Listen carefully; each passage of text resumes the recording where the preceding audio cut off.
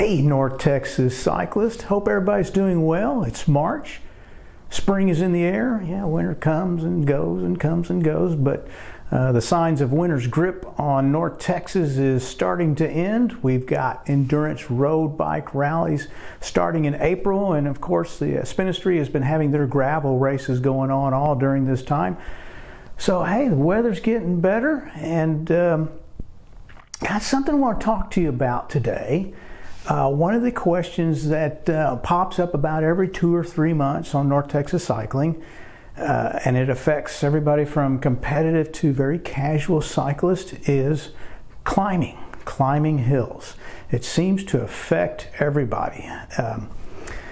So we got a once-in-a-lifetime event. I mean, it's not really a once-in-a-lifetime event, but it's a once-in-a-lifetime event at a cost that endurance cyclists can afford. It's something similar to the price we would pay for a rally. So we're going to talk about that and talk to you about how it will help you be a better climbing cyclist. First though, we're in the wrong studio. We've got to go somewhere else. And sorry, get my phone here. I've got an app for that, so because we got to be in the right, have the right frame of mind to talk about this. So I got this cool app. It's called Transporter, and it's the first time I've used it. I got it for free. So let's see how it works.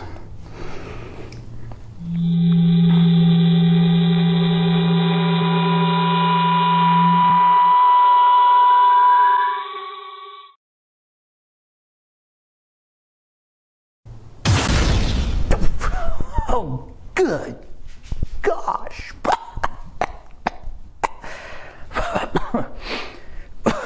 That was a hard landing there. I should have got the paid for version of that. So what you see here, this is my Towerrunning studio. Now Towerrunning is what got me into endurance cycling. Because, and let me, I guess I better start out. What's Towerrunning? A lot of you, most of you have never heard of Towerrunning. Towerrunning is, I want you to think of like a Tour de France type event where they have time trials. Well, that's what a Towerrunning race is, and it's a race. So it's a timed event done in a time trial format, and you start at the first floor, generally first floor of a skyscraper, and you go up the stairwell to the top. And then they have a timing chip that will time you when you get to the top. They start you about every 20 seconds, and generally the faster tower runners will get the earlier starts because they've proved that they're faster.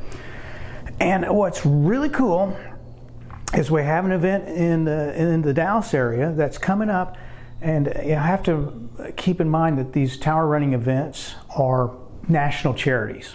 So normally they'll have a registration fee of about $25 to $45, and then they'll have a fundraising you have to meet, which can be up to $100, $150 on top of your registration. So they're kind of pricey, but these aren't your typical Rotary clubs or city commerce departments at the city commerce departments at the local level, like in Paris that do the Tour de Paris, things like that. I can get the words out.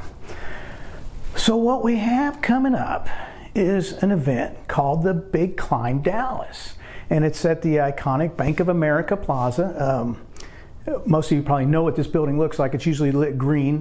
Most of us, we don't know the names of our buildings in the DFW area like people would in New York or Chicago with the Willis or Sears Tower or the Empire State Building, which just as a matter of fact also have some really great races in those buildings.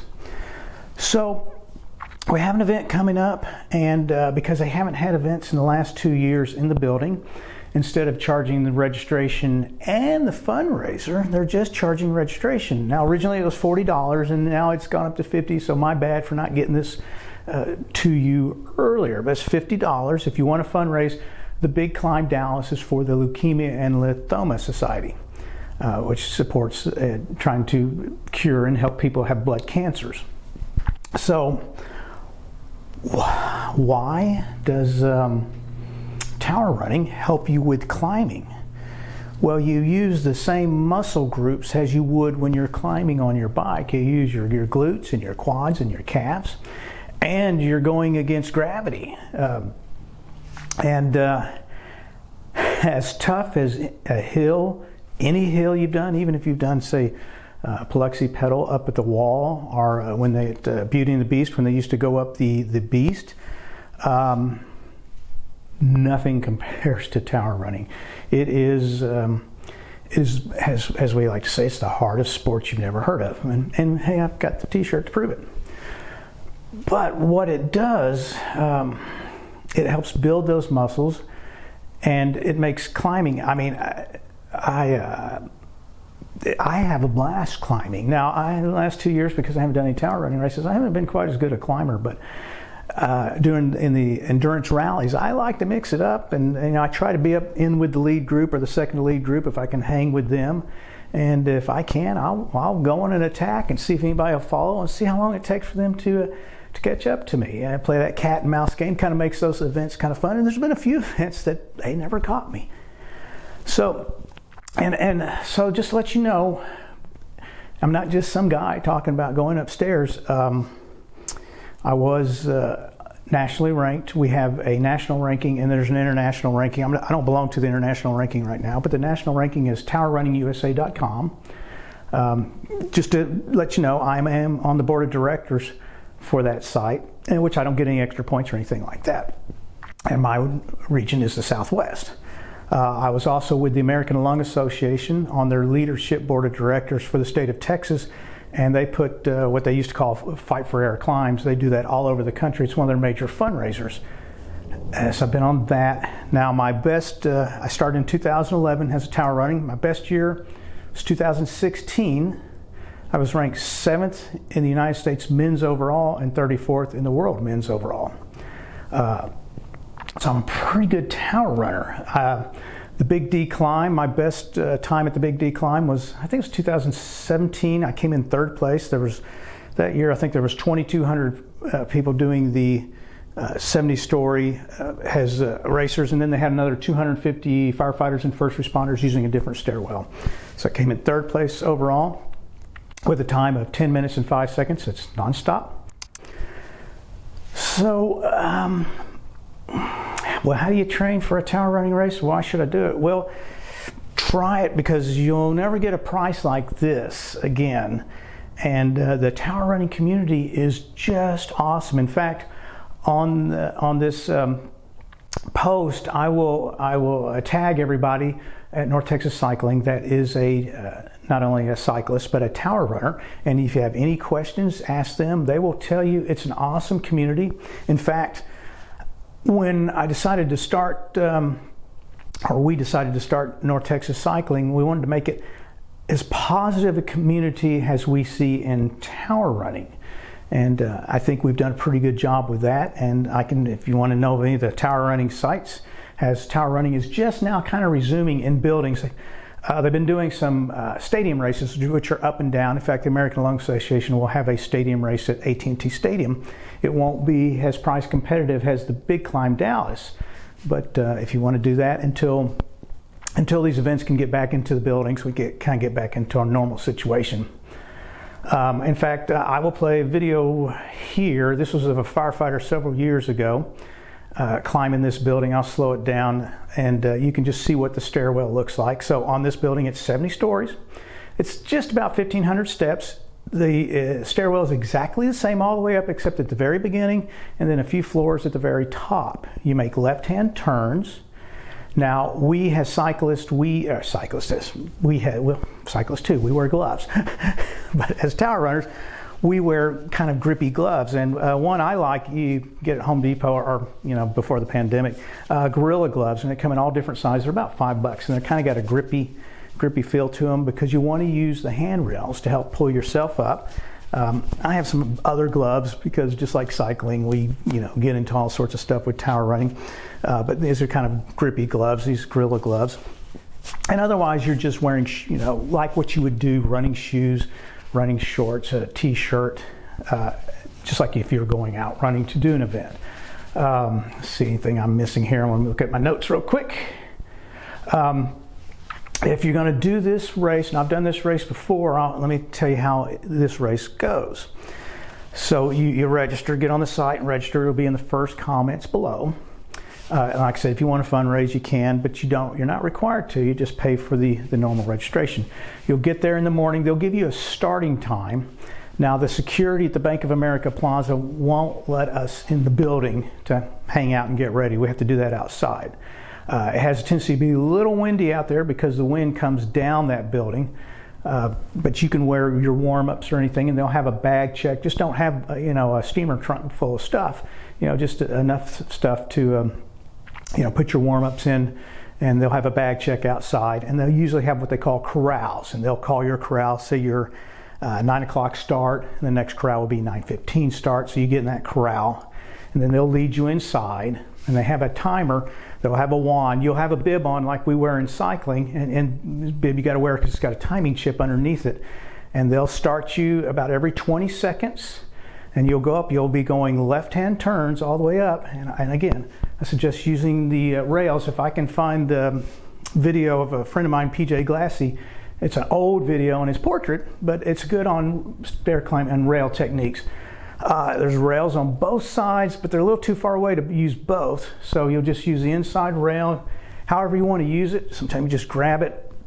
It just depends on how fast you want to go up. Now here's the big thing about tower running.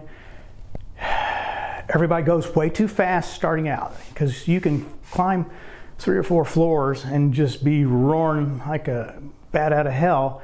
And then after your anaerobic system is depleted, you're gasping for breath, and you're going to struggle all the way up. So start a little slower. If you think you're going too fast, you're going too fast. Stay on the left. If somebody comes up behind you and wants to pass, move over to the right and then move back over, depending on how many people are in the stairwell. Sometimes it can get a little clogged up. What else? Earbuds, music. Yeah, this event you can wear earbuds and music. Just don't have it so high that you can't hear people coming up behind you. And one of the big things is don't stop. If you have to, slow down, but don't stop, because it is really hard to crank it back up again once you've stopped, because your body will tell you, I don't want to go anymore. I mean, if you have to stop, if you start feeling bad, you feel dizzy or anything like that, stop. They'll have volunteers at different floors and some fans shooting air in. They may have cups of water where you can just step right outside and get a quick drink in little Dixie cups and throw it in the trash, not on the floor, throw it in the trash. It's extremely challenging, but it is unbelievably rewarding. And you can ask anybody that I've posted, that I've tagged in this, how rewarding tower running is. It just really is fun. The camaraderie is great. I know people from all around the world. It's an amazing community, and yeah, it's not for everybody because it is hard. And if you have any medical conditions, talk to your doctor. Now, a big question always comes up. I've heard this for 11 years. I've been doing this. My knees, it'll hurt my knees. Going upstairs doesn't hurt your knees. Now, if your knees hurt going upstairs, then you have some kind of issue with your knees. But generally, your knees going up does not hurt your knees. In fact, it's used for rehabilitation, and it's going to strengthen your quads too. It's going downstairs. It's going to be really brutal on your quads and your calves. And so there was a couple races that used to go downstairs too, but they're kind of few and far in between, because at the end you will take the elevator down. Let's see, what else? When you get to the 70th floor, it's all open. There's nothing up there, completely open, and it's panoramic. It's a all glass building. The view is amazing. It is so cool. Just the best view of in North Texas. So it will help your cycling. There's just no doubt about it. So how do you train for it? Well, thanks to things that happened, in 9/11, you just can't go into a building and start climbing, especially an office building. Now, some people that work in office buildings actually do that. We have a couple of tower runners that work downtown, and they climb during their lunch hour. You can, do intervals on your bike, try to find hills. The problem is North Texas, we're talking from Waco to West Texas to East Texas to Oklahoma, and we all live in different areas. Some places just don't have hills. Your indoor trainer, if you're on like Swift or something like that, and you have a smart trainer, that's great training because you can simulate going up hills there. Just riding hard. Now, if you belong to a gym, believe it or not, that old Stairmaster is a great way to train. I know several people that train with the Stairmaster. In fact, one of my friends has his own Stairmaster in his house, a nice one. The big thing with the Stairmaster is don't grab those rails and lean over and just move your legs. You got to keep your core. In fact, actually, if you don't have to hold on at all or hold on lightly, Stairmaster works great. If you're young, different weight training, squats and things like that work great. Anything that you can think of that builds your lower body, you're looking at your glutes and your quads and your calves. If you're running outside, you're going to work your hamstrings a little bit more. You can run up hills if you've got those. Run up outside stairs. Like I said, it's going downstairs. It can be kind of tough on your legs. So as you come downstairs, you can kind of sidestep down different ways so you don't, so you're not sore the next day or the day after that too. But it's a great event. And I'm sure after this year, they will go back to their normal registration and fundraising. And for many of us, it's kind of out of our price range. Although, they give you tips on how to fundraise. If you're only going to do this one event and you want to help the Leukemia and Lymphoma Society, or you decide to want to do some more stair climbing races, tower running races, we can call them both things. You can, post and get people to help you fundraise. I've been doing it for 11 years, and I did that once, and I was like, I can't do that. I'm doing 10 or 12 races a year, traveling all over the United States, so I just paid out of pocket, but it was well worth it to me, and it got me in the great shape that if you ask any of my cycling friends that I do rallies with, they'll say that I'm a pretty good climber. I can't always match the young guns anymore, but I'm a pretty good climber and I have fun with it. So I hope you found this useful. I would say sign up, give it a shot. You may find, like so many people I know that are tower runners, that you get totally addicted to it and you can't wait till the next event comes along, and it will help you in your cycling to be a stronger cyclist, whether you want to be fast or not. But if you want to be a stronger cyclist when you're going up hills, it doesn't wear you out. The one thing I guess I should add to that I didn't think about is, and this, I see this in cycling, I see it in tower running, is people are chest breathers. As we get older, we breathe short and rapid through our chest. But you want to do what they call baby breathing, belly breathing. You want to do diaphragmatic breathing. And I don't wear earbuds at a tower running race because I need to hear myself breathe, because if I don't pay attention to it, I'll start chest breathing and going shorter and faster. So I actually just more air in, more air out, and more force, but I keep my same rhythm going all the way up the stairwell. And I use that in cycling too, even going up hills. I actually make sure I start doing that before I go up the hill and not waiting till I start getting winded going up the hill. And I found that's helped me. One last tip there that I thought of. So, hey, in your comments below, what do you think? You want to give it a shot? If you don't, that's fine, but we thought we would throw this out there. It's a great community too, and it's a new challenge. So we appreciate you being part of North Texas Cycling. I mean, you folks are awesome. And when questions come up like climbing and various things, you guys and gals are always spot on by helping people out and answering questions. And there's a lot of wisdom out there, and we sure do appreciate that. We say it over and over again, but you men and women make cycling great. So we hope you have a great week coming up. We'll get a video out for the April rallies coming up soon. And boy, I'm looking forward to that. And let's hope Mother Nature cooperates. But hey, we're just starting back up. And at least we got the last 2 years behind us, and hopefully things that have been going on in the world will get better. Let's just hope for peace for all those people that are being affected in Eastern Europe. And but we wish you a great day, and thanks for being a part of North Texas Cycling. If you get to cycle, have a great and safe ride. Thanks a lot. We'll see you soon.